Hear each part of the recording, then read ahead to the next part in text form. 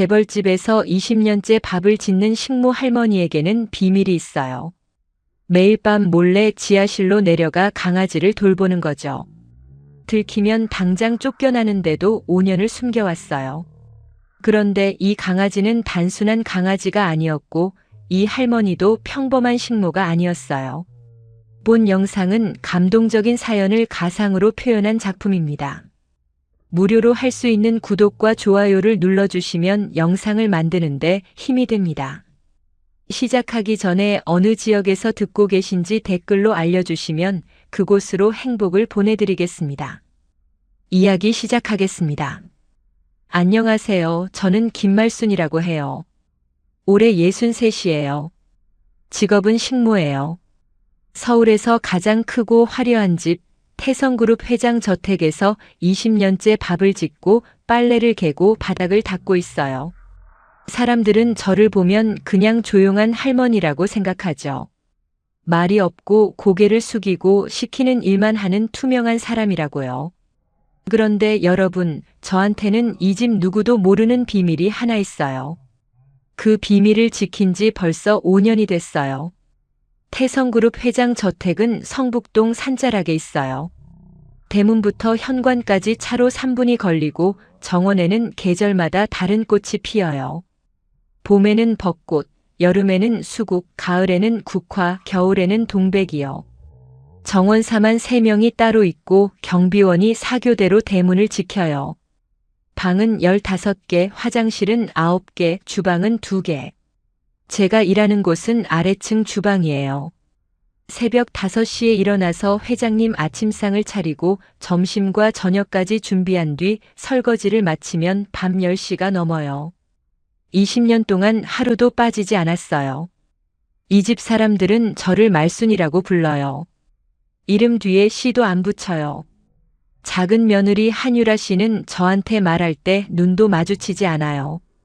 식탁에 밥을 올려놓으면 고개를 끄덕이는 것이 고마움의 전부였고 국이 미지근하면 밥상 위에 숟가락을 탁 내려놓으시죠. 그게 마음에 안 든다는 신호예요. 저는 고개를 숙이고 다시 데워와요. 20년 동안 그랬어요. 화가 나지 않느냐고요? 아니에요.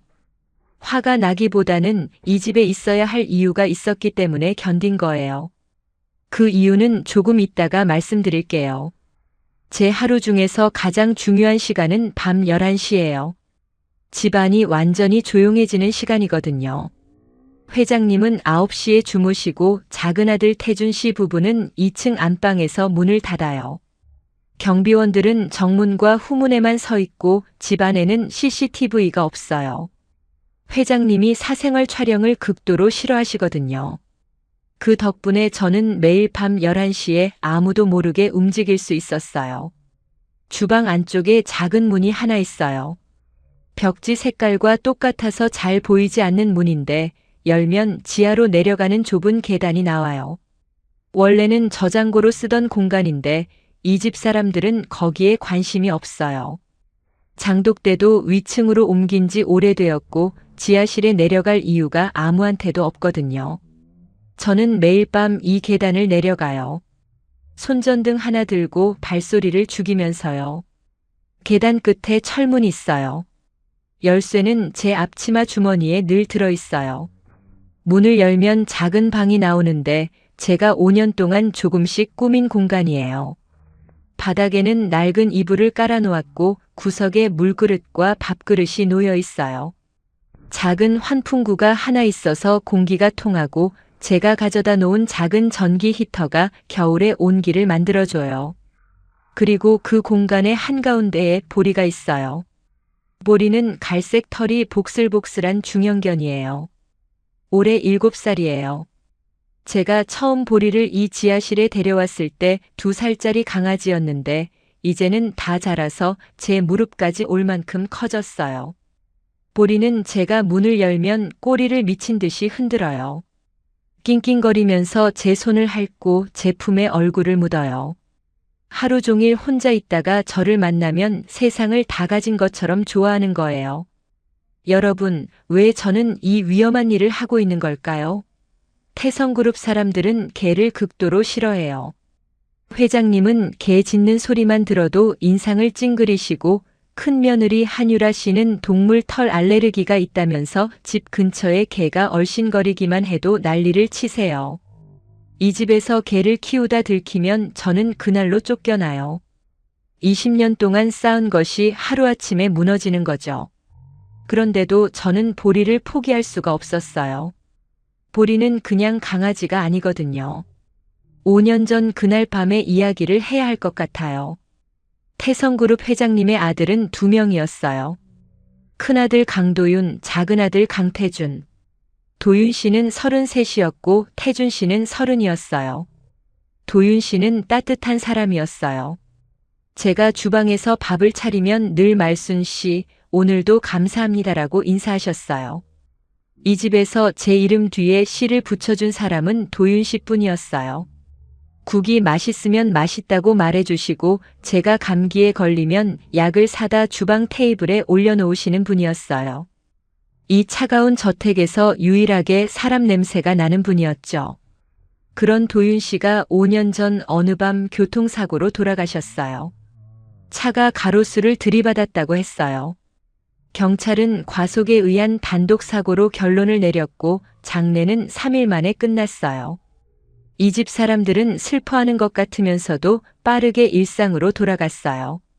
장례식장에서 눈물을 흘린 사람은 회장님과 저뿐이었어요. 태준 씨는 검은 양복을 입고 서 있었는데 눈물 한 방울 흘리지 않았어요. 고개를 숙이고 있었지만 저는 그 입꼬리가 미세하게 올라가 있는 걸 봤어요. 다른 사람들은 못 봤겠지만 20년 동안 이 집 사람들의 표정을 읽어온 식모의 눈은 속일 수 없었어요. 사고 다음 날 새벽 저는 도윤 씨의 사고 현장에 갔어요. 경찰 테이프가 쳐진 가로수 앞에 유리 파편이 흩어져 있었고 브레이크 자국이 아스팔트에 새까맣게 남아 있었어요. 그 옆 풀숲에서 끼잉끼잉 우는 소리가 들렸어요. 풀을 헤치고 들어갔더니 작은 강아지 한 마리가 피투성이로 웅크리고 있었어요. 도윤 씨 차 안에 타고 있었던 강아지였어요. 도윤 씨가 며칠 전부터 키우기 시작한 아이였죠. 강아지의 목에는 작은 목걸이가 채워져 있었는데 목걸이 안쪽에 뭔가 단단한 것이 꿰어져 있었어요. 그때는 뭔지 몰랐어요. 나중에 확인해 보니 아주 작은 메모리 칩이었어요. 차량 블랙박스의 저장 장치였어요. 저는 그 강아지를 품에 안고 저택으로 돌아왔어요. 지하실에 내려가서 이불을 깔고 강아지를 눕히고 상처를 닦아주었어요. 그리고 메모리 칩의 내용을 확인했어요. 거기에는 도윤 씨가 사고 직전에 남긴 음성이 녹음되어 있었어요. 이건 사고가 아니야. 도윤 씨의 마지막 목소리였어요. 떨리고 급박하고 두려움에 젖은 목소리. 그 짧은 한 문장을 듣는 순간 제 세상이 뒤집혔어요. 교통사고가 아니었어요. 도윤 씨는 살해당한 거였어요. 저는 그날 밤 지하실 바닥에 주저앉아 강아지를 안은 채 오래오래 울었어요. 소리를 낼 수 없어서 입을 틀어막고 울었어요. 그리고 울음이 멈춘 뒤 아주 조용한 마음으로 결심했어요. 반드시 진실을 밝혀내겠다고요. 보리에게 속삭였어요. 조금만 더 기다리자. 이제 곧이야. 보리는 제 손을 핥으며 꼬리를 흔들었어요. 이 아이는 그날 밤 도윤 씨 곁에 있었던 유일한 목격자예요. 그리고 이 아이의 목걸이에 숨겨진 메모리 칩은 제가 5년 동안 가슴에 품고 있는 복수의 열쇠예요.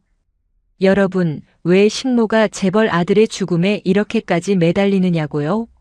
그건 아직 말씀드릴 수 없어요. 다만 한 가지만 말해둘게요. 저와 도윤 씨 사이에는 아무도 모르는 연결고리가 있어요. 그걸 알게 되면 제가 왜 20년 동안 이 차가운 저택에서 식모로 살았는지도 이해하실 거예요. 여러분, 착한 사람이 먼저 죽는다는 말 들어보셨죠? 저는 그 말을 믿지 않았어요. 세상이 아무리 나빠도 착한 사람은 보호받는다고, 진실은 결국 이긴다고 생각했어요. 그런데 5년 전 그날 밤 저는 그 믿음이 산산조각 나는 걸 느꼈어요. 착한 사람이 먼저 죽는 게 아니라 착한 사람을 일부러 죽이는 사람이 있다는 걸 알게 됐거든요. 5년 전으로 돌아갈게요. 그해 가을 태성그룹 저택의 분위기가 심상치 않았어요. 저는 식모니까 가족 회의에 참석하지는 않지만 이 집에서 20년을 살다 보면 공기만으로도 알 수 있어요. 식탁에 올라오는 반찬이 절반밖에 줄지 않는 날은 누군가 밥을 걸렀다는 뜻이고, 서재 문이 평소보다 세게 닫히는 소리가 들리면 회장님이 화가 나셨다는 뜻이에요. 그 가을에는 서재 문이 거의 매일 쾅쾅 닫혔어요. 도윤 씨가 무언가를 알아낸 것 같았어요. 평소에는 저녁을 드시면서 말순 씨, 된장찌개 역시 최고예요 라며 웃으시던 분이 그 무렵에는 밥을 먹으면서도 눈이 다른 곳에 가 있었어요. 핸드폰을 식탁 밑에서 계속 확인하시고 통화를 할 때는 정원 맨 끝 벤치까지 나가셨어요. 누군가에게 들리지 않으려는 것처럼요. 그리고 가끔씩 동생 태준 씨를 바라보는 눈빛이 달라져 있었어요. 예전에는 동생을 볼 때 편안한 웃음이 있었는데 그때는 무언가를 확인하려는 듯한 날카로운 눈이었어요. 나중에 알게 된 사실이에요. 도윤 씨는 태성그룹의 재무 내역을 조사하고 계셨어요. 회사 안에서 큰 금액의 돈이 이상한 곳으로 흘러가고 있다는 걸 발견하신 거였어요. 수십억 원이 서류상으로만 존재하는 유령 회사들로 빠져나가고 있었고, 그 유령 회사들의 끝에는 태준 씨의 이름이 있었어요. 횡령이었어요. 동생이 회사 돈을 빼돌리고 있었던 거예요. 그것도 몇 년에 걸쳐서 아주 교묘하게요. 도윤 씨는 아버지인 회장님에게 이 사실을 알려야 한다고 생각하셨어요. 동생이 잘못한 거니까 바로 잡아야 한다고요. 도윤 씨는 원래 그런 분이었어요. 잘못된 걸 보면 넘어가지 못하는 성격이셨어요. 회사 직원이 부당한 대우를 받으면 직접 인사팀에 전화하시는 분이었고, 길에서 노인이 무거운 짐을 들고 계시면 차를 세우고 도와드리는 분이었어요. 세상이 규칙대로 돌아가야 한다고 믿는 사람이셨어요. 그 믿음이 도윤 씨를 죽였어요. 사고가 난 건 10월 23일 밤이었어요. 저는 그 날짜를 절대 잊지 못해요. 평생 잊지 못할 거예요. 도윤 씨는 저녁 8시쯤 서재에서 나오시면서 외투를 걸치셨어요.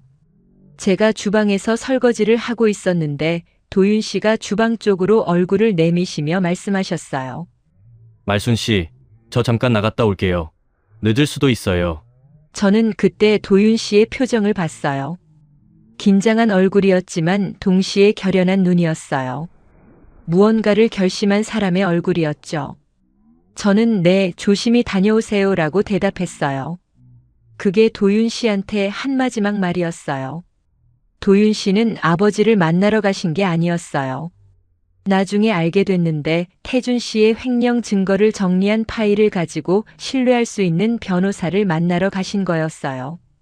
아버지한테 바로 말씀드리기 전에 법적으로 확실한 증거를 먼저 갖추려 하셨던 거예요.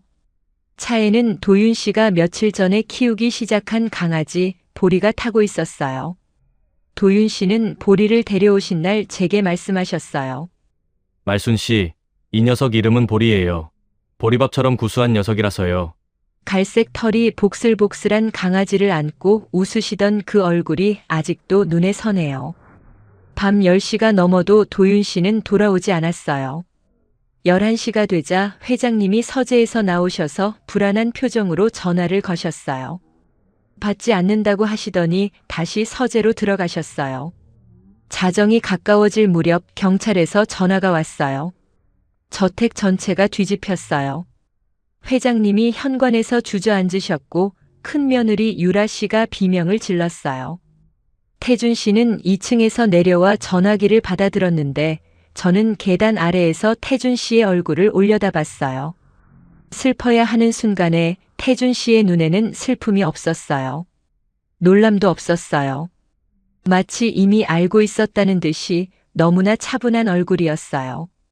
그 얼굴이 제 기억에 사진처럼 박혔어요.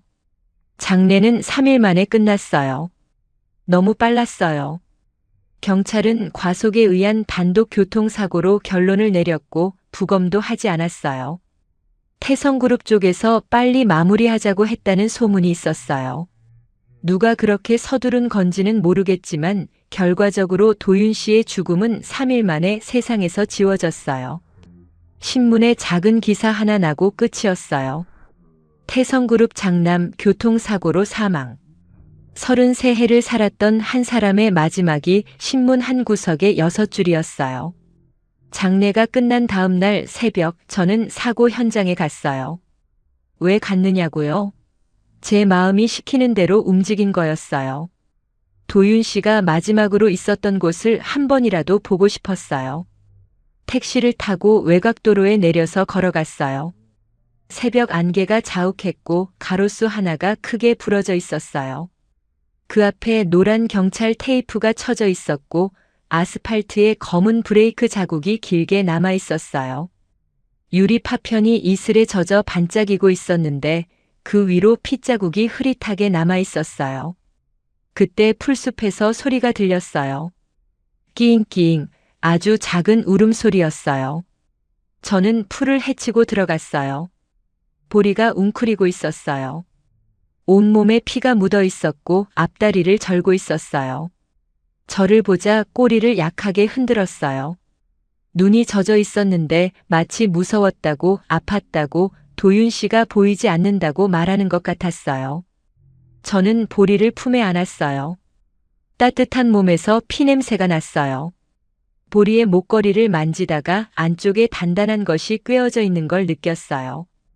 떼어내 보니 손톱만 한 작은 칩이었어요. 나중에 확인해 보니 블랙박스 메모리 칩이었어요. 도윤 씨가 일부러 보리 목걸이에 숨겨둔 거였어요.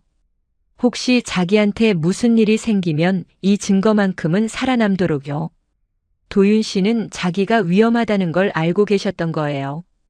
집에 돌아와서 메모리 칩을 확인했어요. 거기에는 영상과 음성이 둘 다 들어 있었어요. 영상 속에는 도윤 씨가 운전하고 있는 모습이 찍혀 있었는데 갑자기 뒤에서 차 한 대가 다가와 도윤 씨의 차를 밀어붙이는 게 보였어요. 그리고 도윤 씨의 목소리가 들렸어요. 이건 사고가 아니야. 겁에 질린 하지만 마지막까지 진실을 남기려는 목소리였어요. 그리고 영상이 끊기기 직전 뒷차의 번호판이 한순간 보였어요. 태준 씨 명의의 차였어요. 저는 그 영상을 보면서 주방 바닥에 주저앉았어요. 온몸이 떨렸어요. 도윤 씨는 교통사고로 죽은 게 아니었어요. 동생한테 살해당한 거였어요. 횡령을 들킬까봐 두려웠던 태준이 형을 죽인 거였어요. 그리고 그걸 사고로 꾸몄어요. 세상은 속았지만 보리의 목걸이 안에 숨겨진 메모리 칩은 진실을 기억하고 있었어요. 저는 그날 밤 보리를 안고 지하실로 내려갔어요. 보리의 상처를 소독하고 붕대를 감아주고 따뜻한 우유를 먹였어요. 보리는 제 품에서 몸을 떨었어요. 무서운 기억이 아직 남아있는 거겠죠. 저는 보리를 안은 채 한참을 울었어요. 소리 내지 않고 눈물만 흘렸어요. 이 집에서 소리내어 울면 안 되니까요. 식모가 우는 모습을 들키면 안 되니까요. 울음이 멈추고 난 뒤 저는 메모리 칩을 다시 보리 목걸이에 꿰어 넣었어요. 가장 안전한 곳이니까요. 아무도 이 지하실에 내려오지 않고 아무도 이 강아지의 존재를 모르니까요. 저는 보리의 머리를 쓰다듬으며 속삭였어요. 보리야, 우리 천천히 가자. 절대 서두르면 안 돼. 때가 올 때까지 기다리는 거야. 여러분, 저는 그날부터 5년을 기다렸어요. 왜 바로 경찰에 가지 않았느냐고요? 태성그룹의 힘을 아시는 분이라면 이해하실 거예요. 식모 하나가 메모리 칩 하나 들고 경찰에 가면 그게 증거로 인정될까요? 태성그룹 법무팀이 가만히 있을까요? 증거가 조작됐다고 뒤집고 저를 미친 사람 취급하고 메모리 칩은 사라지겠죠. 저는 완벽한 순간을 기다려야 했어요. 태준이 가장 높은 곳에 올라선 바로 그 순간 가장 크게 떨어뜨려야 했어요. 그래서 저는 5년 동안 보리를 키우고 증거를 지키고 이 집에서 식모로 살았어요. 매일 밥을 짓고 빨래를 개고 바닥을 닦으면서요. 태준 씨 앞에서도 고개를 숙이고 밥상을 올렸어요.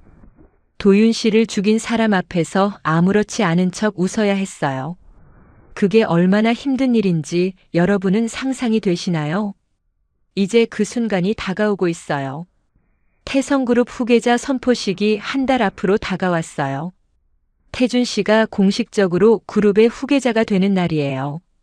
기자들이 모이고 카메라가 켜지고 대한민국이 지켜보는 그 자리에서 저는 5년 동안 숨겨온 진실을 꺼낼 거예요. 그리고 보리도 함께요. 여러분, 복수를 준비하는데 5년이라는 시간이 길다고 생각하세요? 저한테는 짧았어요. 하루하루가 바늘 위에 앉아 있는 것 같았지만 동시에 한 수 한 수 바둑돌을 놓는 것처럼 조심스럽고 정확해야 했거든요. 식모의 하루는 단순해요.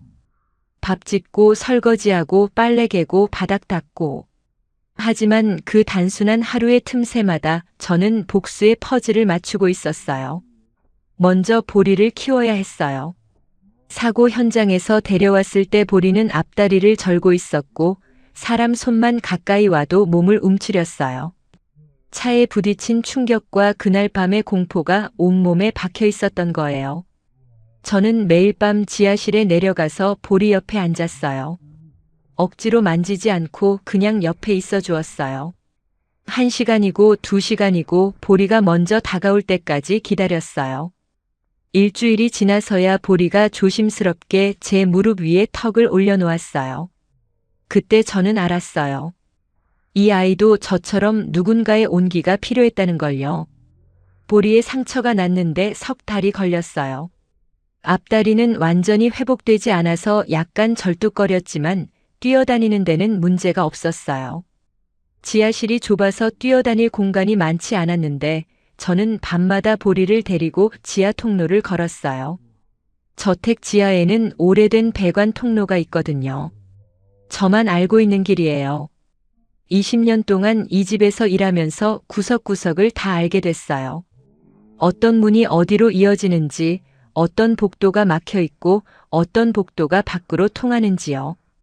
이 집 사람들보다 이 집을 더 잘 아는 사람은 저뿐이에요. 보리를 키우면서 한 가지 놀라운 점을 발견했어요. 보리는 특정한 냄새에 반응했어요. 태준 씨가 쓰는 향수 냄새요. 태준 씨는 늘 같은 향수를 뿌렸는데 제가 주방에서 태준 씨의 외투를 스치기만 해도 그 냄새가 손에 남았어요. 어느 날 지하실에서 보리를 안는데 보리가 갑자기 으르렁거리기 시작했어요. 제 손에서 태준 씨 향수 냄새가 난 거였어요. 보리의 온몸 털이 곤두섰고 이빨을 드러내며 낮게 으르렁거렸어요. 그 순간 소름이 돋았어요. 보리는 5년 전 그 밤을 기억하고 있었어요. 자기를 차에서 내동댕이 친 그 충격의 순간에 맡았던 냄새를 아직도 몸이 기억하고 있는 거였어요. 저는 그때부터 보리를 훈련시켰어요. 텔레비전에서 본 적이 있어요. 경찰견이 범인의 냄새를 추적하는 것처럼 걔는 특정 냄새를 기억하고 반응할 수 있다고요. 저는 태준 씨의 옷에서 묻어나는 향수 냄새를 1000조각에 옮겨서 보리한테 맡게 했어요. 보리는 그 냄새를 맡을 때마다 격렬하게 짖었어요. 처음에는 겁에 질려서 짖는 것이었지만 시간이 지나면서 공포가 분노로 바뀌는 게 보였어요. 사람만 복수심을 갖는 게 아니더라고요. 보리도 그 밤에 자기를 해친 존재를 기억하고 맞서려 하고 있었어요. 훈련만 한 게 아니에요. 저는 5년 동안 이 집의 모든 것을 기록했어요. 태준 씨의 행동 패턴, 유라 씨와의 대화, 회장님의 건강 상태, 회사의 분위기까지. 주방에서 일하는 식모는 이 집의 모든 대화를 들을 수 있어요. 사람들은 식모 앞에서 말을 조심하지 않거든요. 투명한 존재니까요. 저는 그 투명함을 무기로 썼어요. 태준 씨가 전화로 누군가에게 그거는 처리됐으니까 신경 쓰지 말라고 말할 때 저는 옆에서 행주를 짜고 있었어요. 유라 씨가 태준 씨한테 후계자 발표 때까지 절대 조용히 해야 해라고 속삭일 때 저는 뒤에서 식탁을 닦고 있었어요. 그들은 제가 듣고 있다는 걸 전혀 의식하지 못했어요. 5년이라는 시간이 흐르는 동안 태준 씨는 승승장구했어요. 형이 죽고 나서 자연스럽게 후계자 자리에 올라갔고 회장님도 남은 아들에게 회사를 물려주려 하셨어요. 태준 씨는 겉으로는 완벽했어요. 인터뷰에서는 형의 빈자리를 제가 채우겠습니다라고 말하며 눈물까지 보였어요. 텔레비전에서 그 장면을 볼 때마다 저는 주방 싱크대를 잡고 이를 악물었어요. 형을 죽인 사람이 형의 이름을 팔아서 동정을 사고 있었으니까요. 후계자 선포식 날짜가 잡혔어요. 3주 뒤 태성그룹 본사 대강당에서 열리는 거였어요. 기자 200명이 초청됐고 재계 인사들과 정치인들, 주요 주주들까지 참석하는 대규모 행사였어요. 태준 씨가 공식적으로 태성그룹의 새 회장이 되는 날이에요. 5년 동안 기다린 바로 그날이 온 거였어요. 저는 준비에 들어갔어요. 먼저 대강당의 AV 시스템을 파악해야 했어요. 태성그룹 본사에는 대형 스크린이 무대 뒤에 설치되어 있고 USB를 통해 영상을 재생할 수 있는 시스템이 있었어요. 저는 본사 청소팀에 있는 지인을 통해 대강당 구조를 확인했어요. 20년 동안 이 집에서 일하면서 태성그룹과 관련된 사람들을 많이 알게 됐거든요. 청소 아주머니, 경비 아저씨, 주차 관리원까지. 그분들은 저처럼 눈에 띄지 않는 사람들이에요. 보이지 않는 사람들끼리는 서로를 알아보거든요. 블랙박스 메모리 칩의 영상을 USB에 옮기는 작업은 도윤 씨 방에 남아있던 노트북으로 했어요. 도윤 씨 방은 5년 동안 그대로 보존되어 있었어요. 회장님이 정리하지 말라고 하셨거든요. 아들을 잃은 아버지의 마지막 고집이었는지 아니면 죄책감이었는지는 모르겠어요. 저는 청소를 핑계로 그 방에 들어가서 노트북을 사용했어요. 영상을 USB에 복사하고 화질을 확인했어요. 어두운 밤이라 선명하지는 않았지만 뒷차가 도윤 씨의 차를 밀어붙이는 장면과 번호판, 그리고 도윤 씨의 마지막 음성은 충분히 식별할 수 있었어요. 선포식 2주 전 저는 대강당 무대 뒤 조종실에 USB를 미리 숨겨두었어요. 본사 청소팀 지인이 야간 청소를 할 때 저를 건물 안으로 들여보내줬어요. 조종실은 무대 오른쪽 뒤편에 있었는데 문이 잠겨 있지 않았어요. 행사 준비 기간이라 관계자들이 수시로 드나들었거든요. 저는 USB를 조종실 서랍 안쪽에 테이프로 붙여두었어요. 선포식 당일에 꺼내서 쓸 거예요. 그리고 보리를 어떻게 행사장까지 데려갈지가 가장 큰 고민이었어요. 지하실에서 5년 동안 살아온 보리를 갑자기 수백 명이 있는 대강당에 데려가면 겁을 먹고 도망칠 수도 있었어요. 저는 선포식 한 달 전부터 보리를 지하 통로 밖으로 데리고 나가 바깥 공기에 적응시켰어요. 새벽 3시 저택 뒷문을 열고 정원 한 바퀴를 돌았어요. 보리는 처음에 밖에 넓은 공간에 당황해서 제 다리 뒤에 숨었지만 며칠이 지나자 꼬리를 흔들며 잔디 위를 뛰어다녔어요. 5년 만에 처음으로 밤하늘을 올려다보는 보리의 모습을 보며 저는 생각했어요. 이제 곧이야. 이제 곧 보리도 저도 이 지하실에서 나갈 수 있어. 선포식 일주일 전 마지막으로 확인한 게 있어요. 태준 씨의 향수예요. 혹시 향수를 바꾸면 보리가 반응하지 않을 수도 있으니까요. 다행히 태준 씨는 5년 동안 같은 향수를 쓰고 있었어요. 아침마다 제가 침실 앞 복도에서 맡는 그 향이 보리가 으르렁거리며 기억하는 바로 그 향이었어요. 이건 운이 좋았던 게 아니에요. 태준 씨 성격을 아는 거예요. 이 사람은 자기가 한번 정한 건 잘 바꾸지 않아요. 양복도 구두도 향수도 자기 방식대로만 사는 사람이에요. 그 고집이 결국 자기 발목을 잡게 될 줄은 모르겠지만요. 선포식 3일 전밤 저는 지하실에서 보리를 안고 오래 앉아 있었어요. 보리의 머리를 쓰다듬으며 속삭였어요. 보리야, 우리 딱 한 번만 용기 내자. 한 번이면 돼. 보리가 제 손을 핥았어요.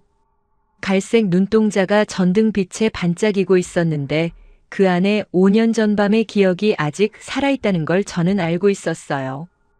여러분, 모든 준비가 끝났어요. USB는 대강당 조종실에 숨겨두었고, 보리는 바깥 세상에 적응했고, 태준 씨는 아직 아무것도 모르고 있어요. 3일 뒤면 태성그룹 후계자 선포식이에요. 200명의 기자 앞에서 카메라 수십 대가 켜진 그 무대 위에서 5년 동안 지하실에 숨겨둔 진실이 세상 밖으로 나와요. 그리고 저도요. 20년 동안 투명한 식모로 살아온 김말순이라는 사람이 처음으로 제 목소리를 낼 거예요. 그 목소리가 어떤 이야기를 하게 될지 다음 장에서 들려드릴게요. 여러분, 5년 동안 숨죽여 살았던 사람이 처음으로 입을 여는 순간이 어떤 건지 아세요? 심장이 터질 것 같으면서도 이상하게 고요해요. 마치 태풍의 눈 안에 서 있는 것처럼 주변이 소란해도 내 안은 조용해지는 거예요. 후계자 선포식 날 아침, 저는 정확히 그런 기분이었어요. 새벽 4시에 눈을 떴어요. 평소보다 1시간 일찍이었죠. 주방으로 내려가기 전에 지하실에 먼저 들렀어요. 보리가 저를 보자 꼬리를 흔들며 달려왔어요. 저는 보리를 안고 한참을 가만히 있었어요. 5년 동안 매일 밤 내려왔던 이 계단, 철문을 열 때마다 들리던 삐걱 소리, 환풍구에서 새어들어오는 바람 소리까지. 오늘이 마지막이었어요. 오늘이 지나면 보리도 저도 더 이상 이 지하실에 숨어 있지 않아도 돼요. 보리의 목걸이를 확인했어요. 메모리 칩은 원래 자리에 있었어요. USB에 영상을 복사해뒀지만 원본은 여전히 보리가 지키고 있었어요. 5년 동안 단 한 번도 벗겨지지 않은 목걸이였어요. 아침상을 차리면서 손이 떨릴 줄 알았는데 의외로 평소와 같았어요. 된장찌개를 끓이고 나물을 무치고 계란말이를 부치는 동작이 20년 동안 몸에 배어 있으니까요. 태준 씨가 식탁에 앉으셨어요. 오늘 선포식이라 맞춤 양복을 입고 넥타이를 매고 계셨는데 얼굴에 자신감이 넘쳤어요. 유라 씨가 옆에서 커프스 버튼을 채워주면서 오늘 멋있다라고 말했고 태준 씨가 웃었어요. 회장님은 맞은편에서 조용히 미역국을 드시고 계셨는데 표정이 복잡해 보였어요. 아들을 하나 잃고 남은 아들에게 회사를 넘기는 아버지의 마음이 어떤 건지 저는 짐작만 할 수 있었어요. 저는 밥상을 올리면서 태준 씨의 어깨 너머를 스쳤어요. 향수 냄새가 코끝에 닿았어요. 5년 동안 맡아온 바로 그 향이었어요. 보리가 이를 드러내며 기억하는 바로 그 냄새요. 저는 아무렇지 않은 표정으로 주방에 돌아왔어요. 이것이 이 식탁에서 올리는 마지막 밥상이라는 걸 아무도 몰랐어요. 선포식은 오후 2시의 시작이었어요. 저는 12시에 설거지를 마치고 앞치마를 벗어 개켜놓았어요. 20년 동안 매일 두르던 앞치마였어요. 하얀색이었는데 수없이 빨아서 회색빛이 돌았고 왼쪽 주머니 끝이 살짝 헤어져 있었어요. 그 주머니에 지하실 열쇠를 넣고 다녔으니까요. 저는 앞치마를 주방 의자 등받이에 걸어놓고 지하실로 내려갔어요. 보리에게 새 목줄을 채워주었어요. 시장에서 몰래 사둔 파란색 목줄이었어요. 보리가 신기한 듯 목줄을 킁킁거렸어요. 보리야, 오늘 밖에 나가는 거야. 무서워도 괜찮아. 내가 옆에 있으니까. 보리가 꼬리를 흔들었어요. 이 아이는 제가 무슨 말을 하는지 다 아는 것 같았어요. 지하 배관 통로를 통해 저택 밖으로 나왔어요. 뒷산으로 이어지는 작은 문이 있는데 20년 전부터 알고 있던 길이에요. 보리를 안고 택시를 탔어요. 보리는 제 무릎 위에 앉아서 창밖을 바라봤어요. 5년 만에 보는 도시의 풍경이었어요. 자동차가 달리고 사람들이 걷고 하늘이 넓었어요. 보리의 눈이 동그래져서 이리저리 움직이는 게 보였어요. 미안했어요.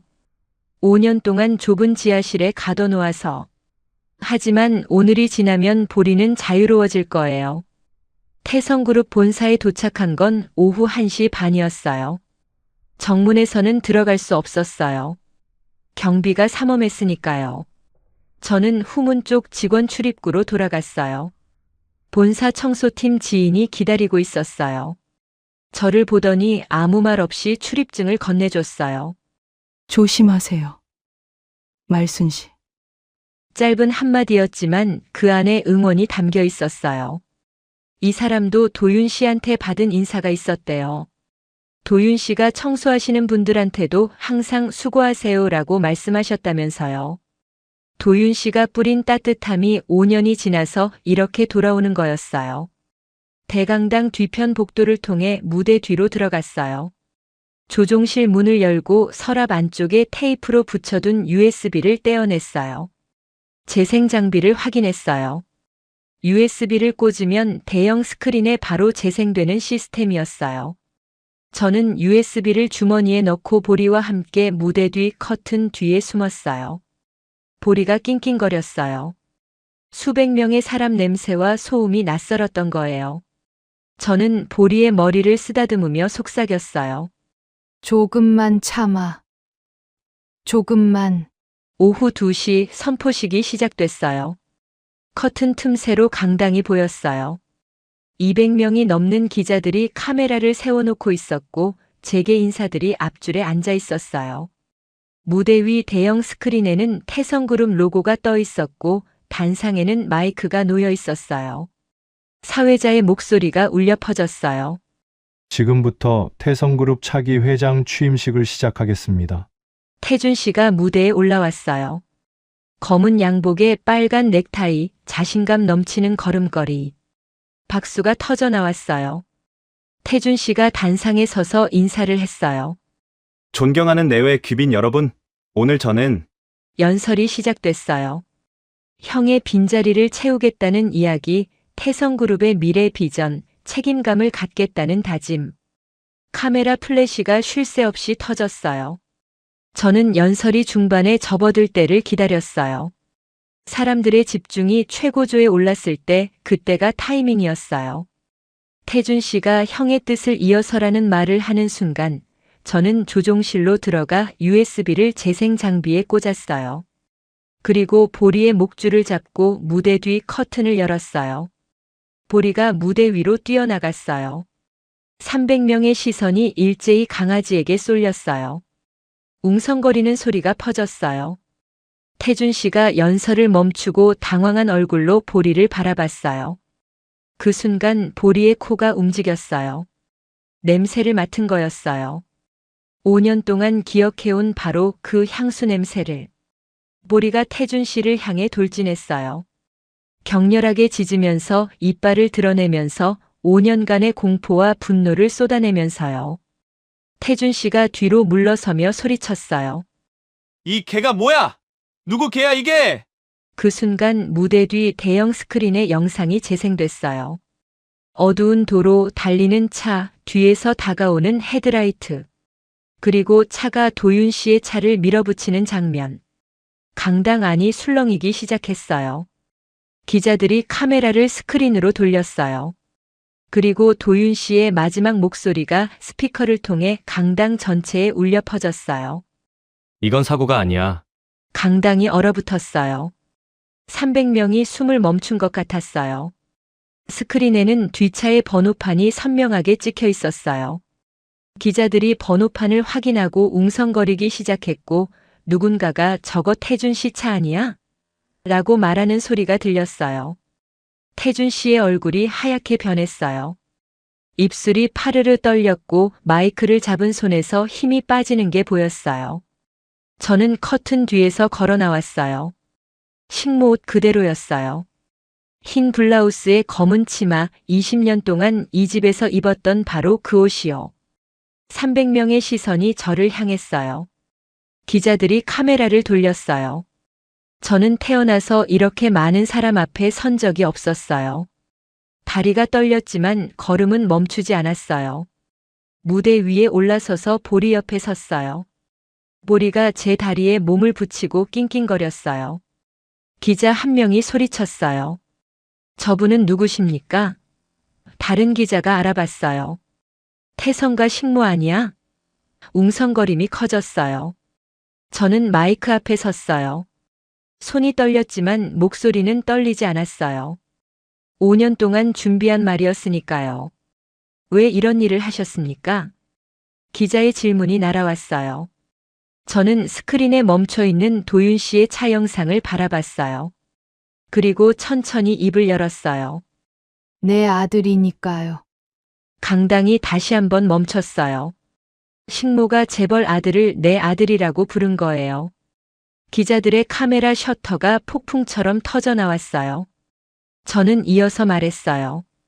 저는 35년 전에 이 집 회장님과 사랑했던 여자예요.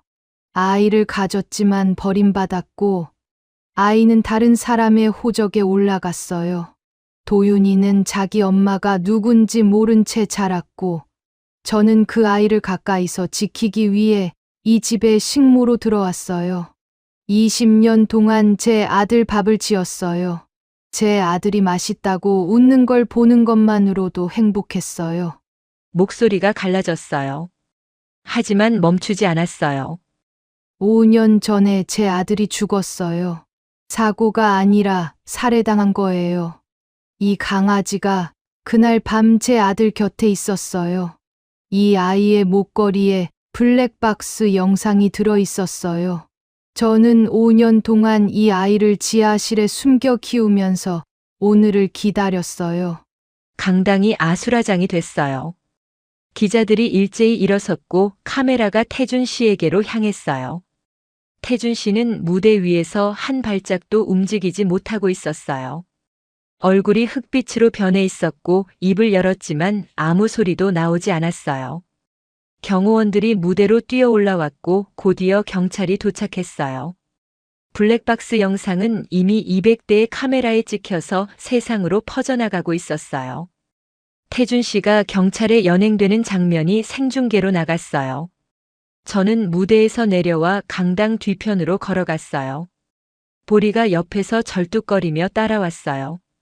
앞다리가 완전히 낫지 않아서 조금 느렸지만 한 발짝도 제 옆을 떠나지 않았어요. 강당 문을 열고 밖으로 나오자 오후 햇살이 쏟아졌어요. 보리가 눈을 가늘게 뜨고 햇빛을 맞았어요. 5년 만에 처음으로 낮의 햇빛 아래에 선 보리였어요. 저는 걸음을 멈추고 하늘을 올려다봤어요. 구름 사이로 햇살이 비치고 있었는데 도윤 씨가 웃는 것 같았어요. 말순 씨, 오늘도 감사합니다라고 인사하던 그 웃음이요. 저는 작은 목소리로 말했어요. 이제 끝났다. 도윤아. 보리가 제 손을 핥았어요. 저는 보리의 머리를 쓰다듬으며 저택이 있는 방향을 마지막으로 바라봤어요. 20년 동안 밥을 짓고 빨래를 개고 바닥을 닦았던 곳이에요. 제 아들이 자란 곳이고 제 아들이 떠난 곳이에요. 저는 그 집에 등을 돌리고 걸어 나왔어요. 앞치마 없는 몸이 가벼웠어요. 보리가 옆에서 꼬리를 흔들며 따라왔어요. 여러분, 5년 동안 지하실에서 숨겨 키운 강아지는 단순한 강아지가 아니었어요. 어머니의 복수를 완성한 마지막 증인이었어요. 그리고 20년 동안 투명한 식모로 살았던 김말수는 아들의 밥을 짓기 위해 모든 것을 버린 어머니였어요. 비린내도 사람의 시선도 지하실의 어둠도 견딜 수 있었던 건 단 하나 아들 때문이었어요. 세상의 어떤 힘도 어머니의 마음만큼 강하지 않다는 걸 저는 이제 알아요. 감사합니다. 이야기가 감동적이었다면 구독과 좋아요 눌러주시고 주인공에게 응원의 댓글도 부탁드립니다.